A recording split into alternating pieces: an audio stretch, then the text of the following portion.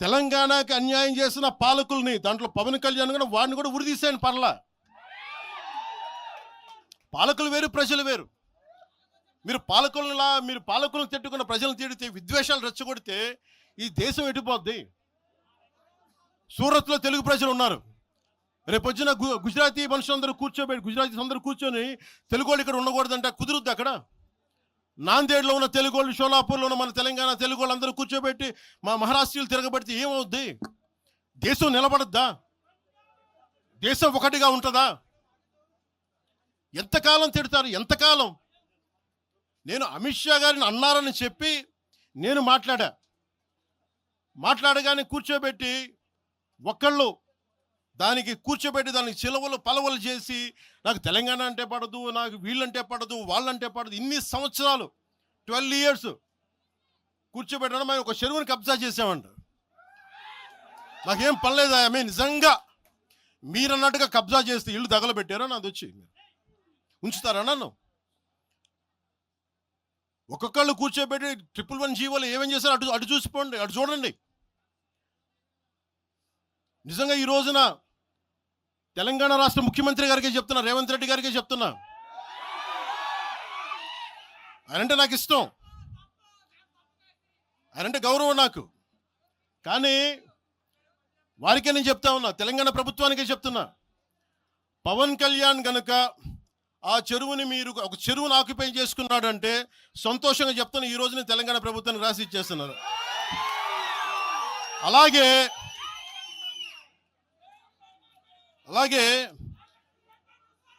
Left మేము వామపక్షవాదులు అని చెప్పి ఒక ఎనలిస్ట్ మాట్లాడతా, ఇది ఎలా ఉంటుందంటే, ప్రపంచ కార్మికులారా ఏకం కండి అని చెప్పే వామపక్ష భావజాలం ఈ రోజున ప్రాంతీయతకు వచ్చింది. ఆ వామపక్ష భావజాలం చెప్పే వ్యక్తి అనలిస్ట్ ప్రకారం ప్రపంచ కార్మికులారా ఏకం కండి చెప్పే వామపక్ష భావజాలం ఈరోజు ఎక్కడికి వచ్చింది? ఆయన చెప్పిన విధానం ప్రకారం ప్రాంతీయతకు వచ్చింది. కమ్యూనిజం ఎందుకు చచ్చిపోయిందంటే ఇలాంటి వాటి వల్ల చచ్చిపోద్ది. ఈరోజు గద్దర్ గురించి మాట్లాడతారు. బండెనక బండి కట్టి 16 బండ్లు కట్టి ఏ బండిలో పోతాం నైజాం సర్కార్ ఓడా అంటే అది ఈరోజు మాకు వచ్చిన ప్రేమ కాదు. మాకు అది నా చిన్నప్పుడు చెప్పాను ఆ మాట, తర్వాత ఫస్ట్ మీటింగ్లో చెప్పా. గద్దర్ గారు బతికున్నప్పుడు మీరందరూ ఏమయ్యారా? గద్దరన్న బతికున్నప్పుడు మీరందరూ ఎక్కడున్నారు? గద్దరన్న వెన్నులో బుల్లెట్లు దిగితే గద్దరన్న నా దగ్గరికి వచ్చాడు. ఒకటి అడిగాడు ఆఫీస్కి వచ్చి, మన జర్నలిస్ట్ కాలనీలో ఉండే జనసేన ఆఫీస్కి వచ్చి, అరే తమ్మి నాకు బుల్లెట్లు దిగినీరా, నాకు వెనకాల నన్ను స్వేచ్ఛగా రే అని పిలుచుకునే అంత చనువు మా ఇద్దరి మధ్య, నాకు బుల్లెట్లు దిగినీరా ఈ వెన్నులో, నడవాలంటే ఇబ్బందిగా ఉందిరా, నాకు కారులో పోవాలంటే ఆటోలో తిరగలేకపోతున్నా, ఒక అండంగా అడుగుతున్నా, హక్కుగా అడుగుతున్నా, బండి కొనివరా అంటే ఆయన ఒక 24 గంటలు 3 రోజుల్లోనో 2 రోజుల్లోనో బండి కొనిచ్చాను నేను ఆయనకి. ఇప్పుడు ఎందుకు చెప్తున్నానంటే, ఆ రోజు నేను చెప్పుండొచ్చు, నేను చెప్పట్లా. మీకేం తెలుసు గద్దర్ గారి గురించి? మీకేం తెలుసు? మీరేం మాట్లాడతారు గద్దర్ గారి గురించి? బతికున్నప్పుడు ఆయనకి ఏం చేశారు? మీరందరూ బతికున్నప్పుడు మీరేం చేశారు ఆయనకి? మీరు పర్మిషన్ ఇవి కూడా ఇవ్వాలా? మీరు ఒక్కళ్ళు మాట్లాడలా? ఏదైనా అవసరం వస్తే నా కాడకు వచ్చి ఆయన గద్దరన్న ఏంటి ఏమనుకుంటున్నారు మీరు? నేను పాలిటిక్స్లోకి వచ్చాక తెలుసు అనుకుంటున్నారా గద్దరన్న? మీరందరూ చూసిన ఖుషీ సినిమా చూసిన తర్వాత చిరంజీవి గారు ఫోన్ చేశారు నాకు, అరే గద్దర్ గారు ఫోన్ చేస్తున్నారా నీకోసం, ఒకసారి నేను కలవాలంటాను. ఆయన ఒకటే మాట అన్నారు చూసి, అరే మా పోరలు చూపించిన బాబు నీ సినిమా పాట, దాంట్లో నువ్వు భారతదేశాన్ని తాకట్లో పెట్టే విజువల్ పెట్టావంట, నువ్వు మాకు అర్థమవుతుందా, మా భావాలు అర్థం చేసుకున్నవాడు అని చెప్పి. తరిమేల నాగిరెడ్డి గారి తాకట్లో భారతదేశాన్ని ఆ భావన నువ్వు పెట్టావంటే మాకు అర్థమవుతోందని నేను చెప్పాను. నాకు లెఫ్ట్ వింగో రైట్ వింగో తెలియదన్నా, నాది హ్యూమనిజం అవుతున్నా, మీకు తోసిన సంతోషం అన్నా అని చెప్పి. ఆ రోజు నుంచి ఆయన చనిపోయేదాకా, ఆయన అంతిమ గడియల వరకు ఆయన హాస్పిటల్లో ఉంటే వెళ్ళి కూర్చొని, అన్నా మీకు ఏం కావాలి చెప్పండి అంటే, ఏం వద్దురా తమ్మి, తెలంగాణ యువతకి కానీ ఆంధ్ర యువతకి కానీ భారతదేశంలో యువతకి భవిష్యత్తు వాళ్ళదని చెప్పు. ఆయన నాకు రాసిస్తే, ఆయన నాకు ఒక లెటర్ రాసిస్తే నేను అది కూడా బయట పెట్టలా. ఆయనే ఒక ఆడియో ఫైల్ చేసి, నేను దాన్ని కూడా కూర్చొని చెప్పలా, ఆడియో ఫైల్ చేసి ఆయన ఒక చిన్న ఛానల్కి రిలీజ్ చేసి అది బయటకు వచ్చింది. మీరు కూర్చోబెట్టి తెలంగాణ గురించి అని మాట్లాడతారు. నేను నిజంగా ఎంత కమిట్మెంట్ లేకపోతే కొండగొట్టు ఆంజనేయుడికి నేను 30 కోట్లు టీటీడీ నుంచి ఇప్పిస్తాం మేము. ₹1 ఎందుకు మా కూర్చోబెట్టి తెలంగాణ ప్రభుత్వానికి ఇస్తాం? ఆపదలో ఉన్నప్పుడు, విపత్తుల్లో ఉన్నప్పుడు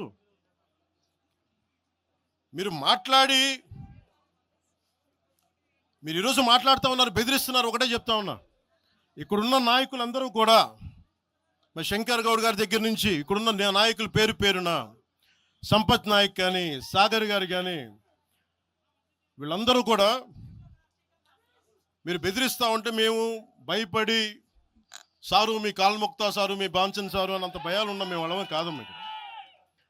మేము ఒకటే చెప్తా ఉన్నా, వైఎస్ రాజశేఖర రెడ్డి గారు బతికున్నప్పుడు ఆ రోజు మీ గొంతులు ఏమైనాయి? ఆ రోజున మీ అందరి గొంతు తెరిచారా మీరు? ఆ రోజున తెలంగాణ గురించి వీళ్ళు మాట్లాడుతూ ఉంటే ఒకటే చెప్తా ఉన్నా, యువరాజ్యం పెట్టిన తర్వాత మొట్టమొదటిసారి నా మీద కేసు పెట్టి పోలీస్ స్టేషన్లో కూర్చోబెట్టింది తెలంగాణ భీమరావు బాడా కోసం.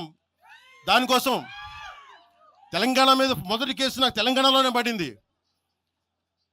కూర్చోబెట్టి మీరు అందరూ కూర్చోబెట్టి ఆ రోజు ఒక్కళ్ళు ఏమయ్యారు? ఈరోజు మీరు బెదిరిస్తూ ఉన్నారు, బయటకు వస్తే దాడులు చేస్తారు. మాకు దాడులు కొత్త అనుకున్నారా? మీరు మహబూబ్ నగర్లో మన కాంగ్రెస్ నాయకులు కూలిస్తే స్టేజే కూల్చేశారు మీరు. మా కార్లు అడ్డం పెట్టి మా మీద దాడులు చేయడం, ఇవన్నీ తట్టుకొని ఇచ్చాం మేము. ఖమ్మంలో మీరు దాడులు చేశారు ఆ టైంలో, అప్పుడున్న కాంగ్రెస్ ప్రభుత్వం. ఈరోజు మాకు కొత్త అనుకుంటున్నారా ఇవన్నీ?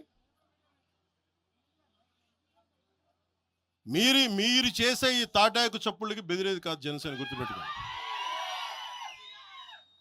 ఏదైనా మాట్లాడితే తెలంగాణ ప్రభుత్వం అధినేతలు కూడా చెప్తా ఉన్నాను, మీ ఇళ్లలోకి వచ్చి దూరిపోయి ప్రైవేట్ ఆస్తుల్లోకి వచ్చి నిజంగా ఒక తప్పు జరిగే ఉంటే, నేను ఈరోజు మళ్ళీ చెప్తున్నాను, రీఐటరేటింగ్, యు సీజ్ ద ప్రాపర్టీ. సంతోషంగా చెప్తున్నా. అక్కడ ఉన్నది నాకు గోశాల ఉంది. అక్కడ ఒక 60-70 గోవులు ఉంటాయి. అక్కడ వాటి గడ్డి కోసం ఉంటుంది. మీరు తెలంగాణ ప్రభుత్వానికి చెప్తున్నాను, ప్రైవేట్ స్థలాల్లోకి వస్తే it is a criminal trespass, criminal defamation, mischief with mala fide intention, propagating misinformation for causing unrest and regional differences. ఇన్ని కేసులు అట్రాక్ట్ అవుతాయి. ఇవన్నీ మీరు ఒక్కసారి కూర్చొని మీరు మమ్మల్ని భయపెట్టాలని చూస్తే వాటికి భయపడే వాళ్ళం కాదు. మీరు ప్రతి చోట మీరు రీజనల్గా ప్రతిసారి పట్టుకొస్తే ఇక్కడున్న జర్నలిస్టులో కానీ, IAS IPSలో కానీ అన్ని జాతులు ఉన్నాయి, అన్ని కులాలు ఉన్నాయి. ఒక్క ప్రాంతానికి చెందిన వాళ్ళు లేరు ఈ భారతదేశంలో. నిజంగా కూర్చోబెట్టి తెలంగాణకు ద్రోహం చేస్తే మొట్టమొదటి గొంతు లేపే జనసేన లేకపోతే. ఆ రోజు మీరందరూ మర్చిపోయారేమో, మేము లేపా గొంతులు.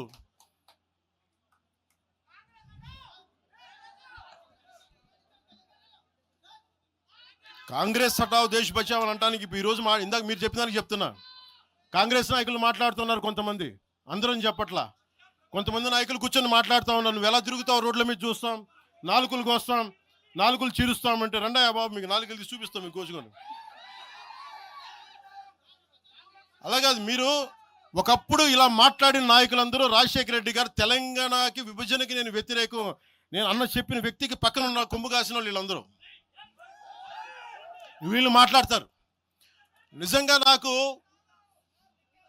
శివుళ్ళ మల్లికార్జున్, శ్రీశైలం చెంచు పెంటల నుంచి వచ్చినాడు, చెంచు గూడెల నుంచి వచ్చిన కుర్రాడు, 16-17 ఏళ్ళ కుర్రాడు, శివుళ్ళు శివ మల్లికార్జున్, వీళ్ళు వెతుక్కొని వచ్చారు నా కోసం. దేనికి? మాకు యురేనియం మైనింగ్ జరుగుతూ ఉంది అన్నా, నువ్వు వచ్చి ఏదైనా చెప్పన్నా అంటే, ఆ రోజు ఓడిపోయినాను 2019 తర్వాత 2 చోట్ల ఓడిపోయి ఉంటే నా మీద ఏ నమ్మకం పెట్టుకొచ్చాడు. ఎందుకు నేను తెలంగాణ యువతను నమ్ముతానంటే, వాళ్ళకున్న లోపల ఉన్న భావం ఎంత బలమైందంటే మొత్తం ప్రభుత్వానికి అదిపించింది ఒక్క కుర్రోడి భావం. దానికి నేను ప్లాట్ఫామ్ అయ్యాను అంతే. దానికి ప్లాట్ఫామే అయ్యా. వచ్చి కుర్రోడు రోడ్డు మీద కూర్చొని జనసేన ఆఫీస్ ముందు కూర్చుంటే వెళ్ళి మాట్లాడా, ఏం బాబు ఏం కావాలన్నా అంటే, నీకు కూర్చోబెట్టి అన్న మాకు యురేనియం మైనింగ్ జరుగుతుందన్న మా శ్రీశైలంలో చెంచుపెంటల్లో, నువ్వు మాట్లాడన్నా అంటే మొత్తం తీసుకొస్తే ఒక్క మాట మాట్లాడితే ఆ రోజు వి హనుమంతరావు గారు, ఇప్పుడు కాంగ్రెస్ నాయకులు వి హనుమంతరావు గారు, మేము కూర్చొని మాట్లాడితే అఖిల పక్షం ఆ రోజు పిలిచాం. ఏ బలం ఉందని జనసేనకి ఆ రోజున ఓట్లు వస్తాయన్నా మేము చేసింది తెలంగాణ మీద ప్రేమ, తెలంగాణ మీద ఇష్టం, తెలంగాణ మీద మమకారం.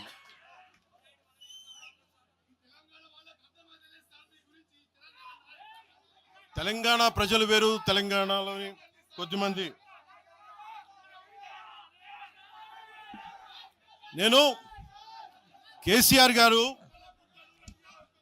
గారు భారత రాష్ట్ర సమితి పెట్టి ఆంధ్రాలో పార్టీ పెట్టినప్పుడు స్వాగతించిన వాడిని నేను.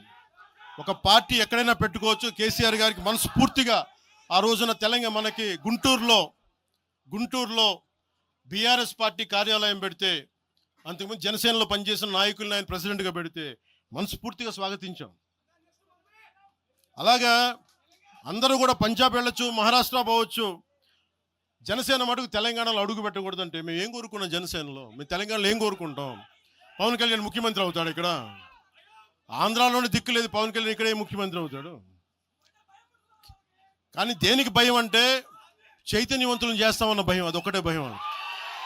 సమస్యల మీద తిప్పి కొడితే ఎంత? 4 కోట్ల జనాభా ఉన్న, దాదాపు 4 కోట్ల జనాభా ఉన్న తెలంగాణలో జనసేన తిప్పి కొడితే 1,00,000 మంది పైన కూడా లేరు. 2,000 మంది జన సైనికులతోటి, సాధకులతోటి మేము సభ పెట్టుకుందామంటే మీరు దీనికి పర్మిషన్ ఇవ్వకపోతే మేము ఏం చేస్తాం? మేము దుర్మార్గాలు చేస్తామా? మేము అంటే నాకు ఎలా ఉంటుందంటే మీరు ఏదైనా మాట్లాడండి అంటే ఎక్కడ. ఇప్పుడు నేను ఒక ఎనలిస్ట్ కూర్చొని నేను మాట్లాడింది వేరు, నువ్వు అమిత్ షా గారిని మాట్లాడితే నేను దాని గురించి ప్రస్తావిస్తే దీంట్లో ప్రాంతీయత ఎక్కడుంది? దీంట్లో తెలంగాణ నేను ఎప్పుడు అవమానం చేశాను? దీంట్లో కులాలు ఎక్కడ వచ్చినాయి? మీరు తీసుకొచ్చి మీరు తిడతా ఉంటే అంటే నాకు హక్కు కూడా లేదా? మీ ఇష్టానికి మీరు మాట్లాడితే మేము కనీసం నొచ్చుకునే అభిప్రాయం కూడా మేము చెప్పకూడదా?